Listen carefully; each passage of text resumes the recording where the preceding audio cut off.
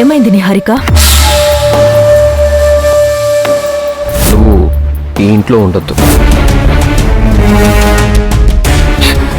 అర్జున్ వచ్చి నన్ను పెళ్లి పొమ్మని చెప్పాడు. ఇది శివగామి ప్లాన్. నేను అర్జున్ని వదిలి ఎలా వెళ్ళగలను? అందుకే 2 రోజులు టైం అడిగాను. అనుకున్నది ఏమీ జరగలేదు. ఓడిపోయాను. ఎవరిని గెంటేయాలని ఇక్కడికి వచ్చాను.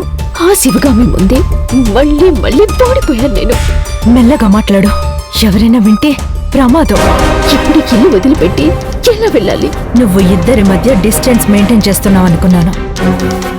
ఆ అర్జున్ నిన్ను ఇల్లు వదిలిపెట్టి వెళ్ళమన్నాడంటే నీ పట్ల ఎంత కఠినంగా మారిపోయాడో అర్థమవుతుంది. అది అర్జున్ మాట కాదు, ఆ శివగామి మాట. అది తనతో చెప్పించింది. ప్రస్తుతానికి ఈ క్షణం శివగామి గెలిచుండొచ్చు, కానీ చివరికి గెలిచేది మనమే. శివగామి అంతం చూసి తీరతాను. ఇల్లు వదిలిపెట్టి వెళ్ళటానికి టైం తీసుకున్నాను. ఈలోపు ఏదో ఒకటి చెయ్యాలి.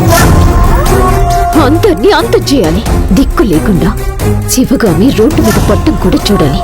నేను నిలబడి నవ్వాలి.